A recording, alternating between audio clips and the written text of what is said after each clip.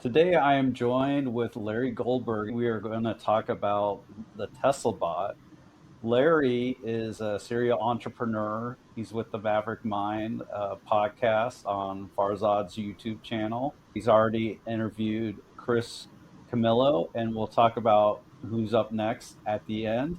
But Larry is in Austin right now to see the IFT 7 launch and to check out a little private investing at the Capital Factory. Larry, before we get into Tesla bot news, how was the drive to Austin from North Carolina? It was amazing. I set out for the Star Factory and changed to come to Austin first. I was going to see the launch first, and then after the launch of the seventh Starship to take off, I was going to come to Austin to visit some friends. But when we heard the launch was going to be delayed, I switched to come here. But so it was a 2 day drive, Mm. about 1,500 miles, one intervention, the entire 1,500 miles. Actually, not strangely enough, coincidentally enough, it was exactly the same intervention I had driving a prior version.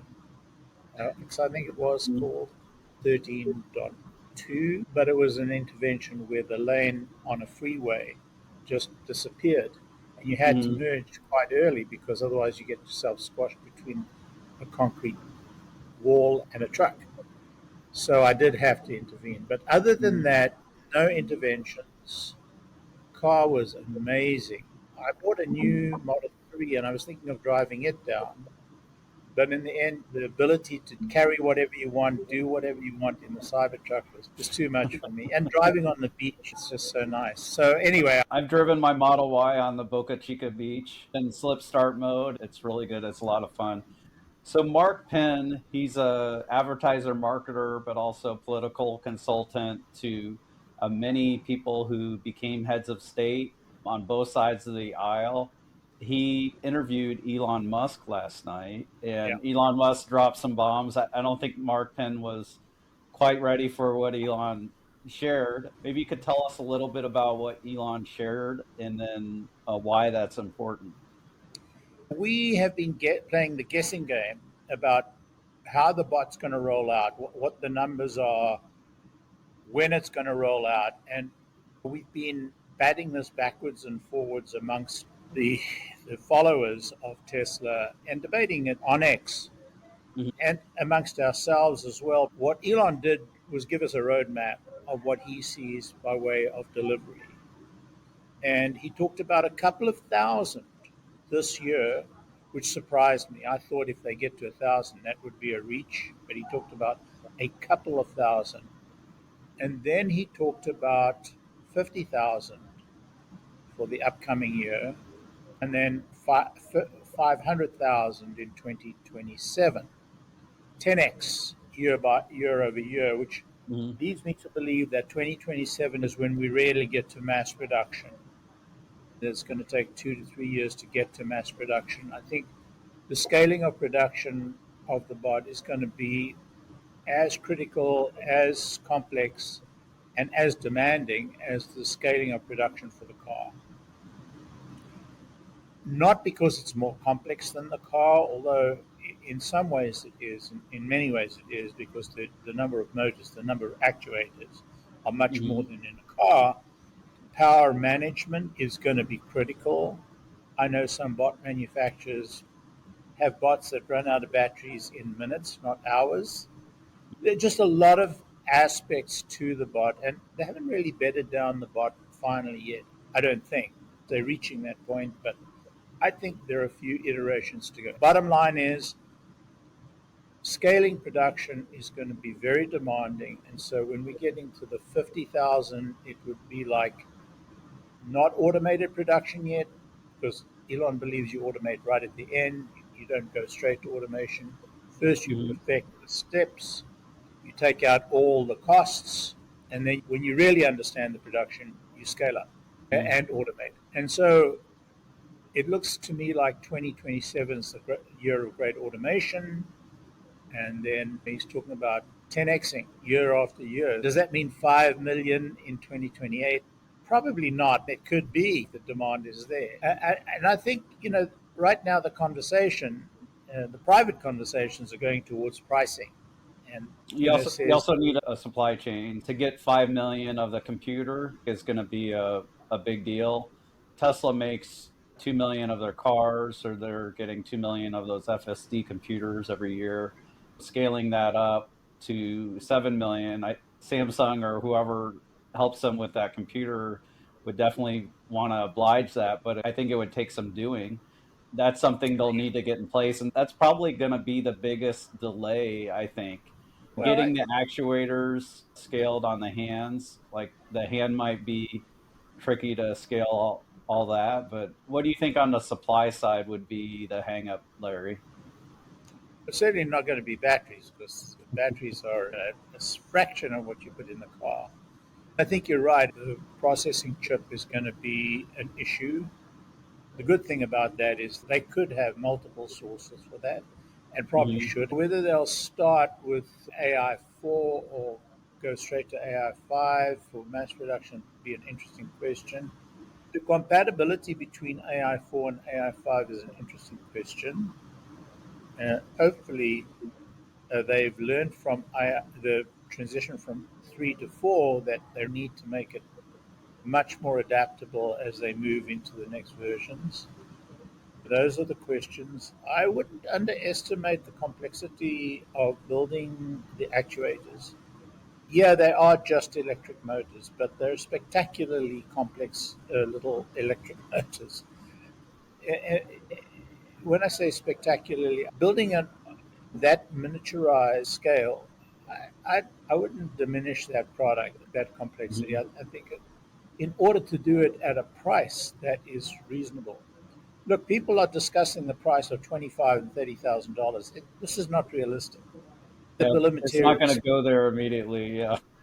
no way. Gary Black had this calculation at $30,000.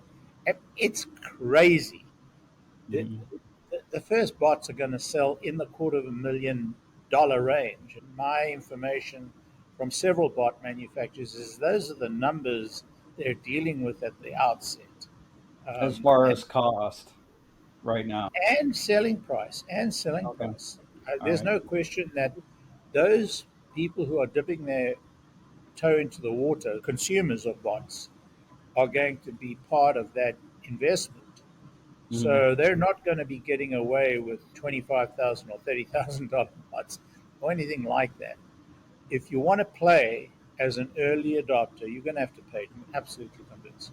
I think how much of that will sell at $250,000 will it be the full 50,000 or not, I don't know. I think we will get to the $30,000 price, but it's 2 to 3 years away. Now, China's selling their bots for $16,000, and who knows? Maybe these are incredible bots that do everything they required to do. Hmm. I'm skeptical of that. I think that China will compete quite strongly. They're going to be tariffed to heck, but it's going to be difficult to keep them out. Because this is a technology that's going to be compelling. So there's going to be early competition. We've identified almost 30 bot manufacturers. Each one is moving at a different speed. Each one is you've got a slightly different strategy. So it's going to be a squeeze in terms of the cost of manufacturing, what you're going to have to sell at. It's going to be each bot consumer is probably going to try multiple different bots, going to sign on for multiple different tests. It's going to be a scramble in the early years. It's going to be an interesting process, and whether it's going to make money out of the gate or not, it's unclear. The car business took what 2008 to 2019, 11 years to make money. But I they don't, were dealing with rolling ramps. When Tesla actually first hit profitability, they had fully ramped the S right before they started ramping the very X. briefly. Yeah, that's true. Yeah. So like, and then they hit the financial pain of beginning to ramp the X and the Falcon Wing doors and all that. So you have a video on Farzad's channel. It says Tesla bot will leave Wall Street speechless, where you go into modeling the potential profits from that.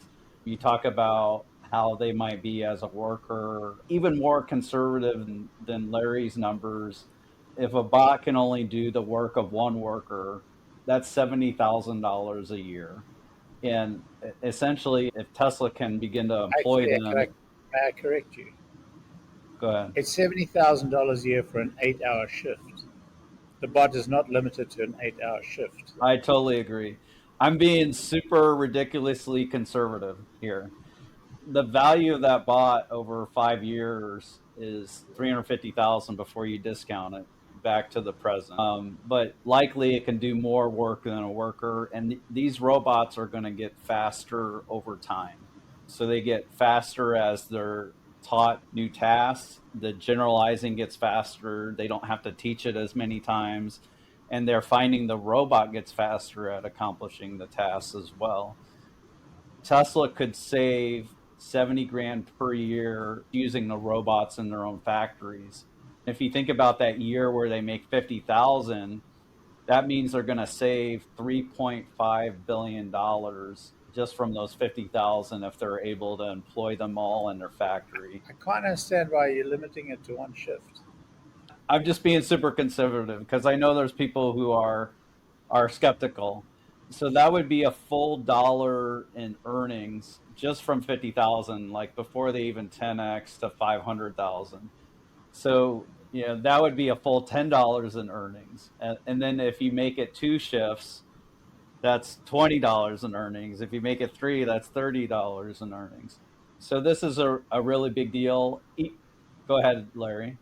Yeah, I would strongly recommend you review my video because I took into account some very serious calculations. I did take 3 shifts, but I didn't allow for 24 hours of work. I allowed only 16 hours of work a day. I also put an overhead of one full time, highly skilled worker for every 6 bots you employ as a cost of training, maintenance, and supervision.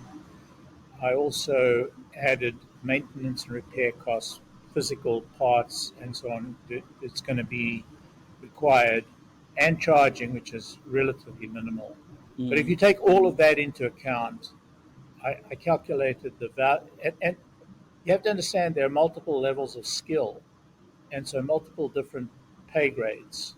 Mm-hmm. I looked at the median pay grade as the measure. Whichever way you cut it, your savings are gigantic. They are staggering. If you're able to employ 50,000 bots across the whole of Tesla, which is not impossible, it's unlikely in year one. It's probably closer Yeah. to year three, four, five. But then the savings are just gargantuan. Gargantuan. Mm-hmm. It, it stands to reason that a bot, even at $250,000 per bot, is a good replacement for a medium skilled worker. Every penny below that is added value. The numbers are staggering. Even if you allow for very realistic, heavy costs around implementing the bot, which is going to be there. And I'll mention one other thing. Tesla right now has a factory in Fremont, California. At the time that factory was built, there was nothing around there. Fremont was in the countryside. Today, Fremont is heavily built up and incredibly expensive real estate. People working at the Fremont factory travel, some of them 4 hours each way to come to work. Can you imagine? That's not an exaggeration. I spoke to some people who do that. They tend to stay overnight. Think about the wear and tear on those people, and Mm-hmm. the bot solves that problem. Yeah, I really liked in your model how you looked at someone needing to manage the bots and some of those added overhead items. Matt and I have a model for the Tesla bot where we look at two shifts a day. We also look at Tesla having to split the profit from the labor savings with whoever buys it. We value each bot around 460,000 and make an assumption they'll sell them for about 230,000. in our model. It creates a present value per share in Tesla stock of $3,400. It's pretty intense. We do Yeah, okay. assume an aggressive ramp, like a 10x year after year for a bit until they start to get into the millions. Go I ahead, would just Larry. counsel you to be cautious in one respect. It's going to be very difficult for Tesla to demand that kind of vigorish for each bot. The reason is very simple. It's going to be a competitive business. Tesla are not going to be alone. It's going to be a very competitive business. And it's not a given that Tesla is going to emerge the winner. It's not a given. It's going to be a bun fight, which is an English way of saying quite a serious competitive environment. Hmm. You've got the Chinese, and then in addition to the Chinese, you've got a couple of dozen American startups and manufacturers. You've got Hyundai. It's going to be a very vigorous competitor. And so it isn't a slam dunk. When you think about Korea, they've got very strong manufacturing capabilities. When you think about China, it's easy to say, oh, we'll tariff China out of the US, which hopefully we will, given the way the Chinese government interferes with their private enterprise. Hmm. But when it comes to Korea, you can't tariff them. And they're going to be fearsome competitors. They start with 15, 20 years of manufacturing robots in the background. And I will tell you, the other thing to understand is, and I put this in a post I did recently, Korea has the distinction of having the most industrial robots implemented in their manufacturing operations. So they are very robot oriented, extremely robot oriented. They've suffered from this problem of lack of population, and they've compensated for it by building industrial bots. Hmm. That's a natural evolution for them to go into humanoid bots. So, this whole long soliloquy just to explain to you that it's not a given that you can charge $250,000 a bot and profit share in the bot. Hmm. I'll have to look at our out years after the first 3 or so years. I would agree that, especially when you raise a good point about competition, bots won't just be able to go to manufacturers that could use them 24 hours a day. It'll get more complex. You'll have to shift them around. Like maybe a neighborhood would own a bot and the bot would do laundry for everyone. It would go from house to house. That takes time and that's complexity, and probably the value comes down. So we'll check that out in our video. I think it's Let me probably ask you. time Matt and I redo our valuation. Let me ask you one question. When industrial robots were first invented and built, many of those manufacturers were able to get share of profit from selling those industrial robots to the manufacturers. I'll give you the answer. It's very simple. Zero. So I would be a little cautious about that. Okay. All right. One last thing. Elon was talking about the hand in the video, the 22 degrees of freedom. And I think this is important because we're going to talk about Larry's next guest on the Maverick Mind podcast, where he interviews very interesting people. But let's talk about the hand. So it's got 22 degrees of freedom. Larry and I have seen firsthand where they're training a robot using a system to do that, where essentially you have the human, they're in some kind of exoskeleton, it's recording their movements and what their hands are doing. Getting that 22 degrees of freedom, I believe, is key. What are your thoughts about the hand? Do you think they've settled on a hand? I feel like Elon giving out some numbers makes me feel like they have more confidence around the path moving forward, and maybe they've made some decisions, but curious your thoughts there. Yeah, I'm no expert. We need to ask Walter, but I will say that every bot manufacturer is going to have a use case specialty or a set of use case specialties. I think the quality of the hand will be very important for some of the use cases. If you have to pick up a carton in a warehouse, not clear you need that 22 degrees of freedom. If you're going to Hmm. pack cartons, with goods. You're definitely going to need that. So it's use case by use case by use case. The humanoid bot is supposed to be this generalized thing, but you're going to find that each manufacturer is going to find a niche before anything becomes broadly universal. That's what I Mhm. think. As far as training the bot, having a hand that you can map almost one for one with Yeah. what the human is doing and linking that up with the video, and you have the sensor data, the video sensor data, and then you feed that to the neural network with known good behavior. Once you have that, I think that's key. I'm just not sure where you have the robot claw hands or the ball hands or whatever. Are they going to be able to train those bots as quickly? Larry, let's talk a little bit about your next guest on the Maverick Mind. The Maverick Mind seeks to interview mavericks, people who are unique, plow a brand new furrow in our world. The upcoming interview is of Dutch Rojas, a very interesting person. Dutch holds the secret to one of the biggest problems we have in the United States in terms of our deficit made up of many things. But if you track the deficit in the out years, whether you go to the Congressional Budget Office or you go to other sources, the big item that keeps increasing year after year without fail at a rate far in excess of the rate of inflation, in fact, it's driving our rate of inflation, is healthcare. Dutch is an expert. I mean, he is the expert in healthcare delivery and cost. Of all the experts I've heard on the subject, he is the one person who has the magic key to solving healthcare costs, not only for us, but for Europe and for all developed countries as well. A fantastically interesting guy with a fantastically interesting history. I really enjoyed having him on the Maverick Mind. I think he is a great Maverick, and you'll see he's got an extremely interesting personality. I'm pretty excited to have him on. We did another session, much longer session, where we delved into the solution for healthcare, and that will come within a week. So the Maverick Mind session with Dutch will drop tomorrow. I did a session with Chris Camillo. That was fantastically interesting. He's such a great character. I love Chris. Have a look for us on Fazad's channel.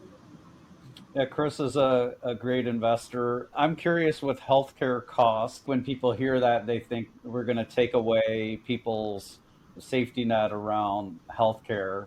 So I'm guessing there's a more magical solution where Yes. we're just more conscious about how we're No, spending the money and getting the same no, or better results.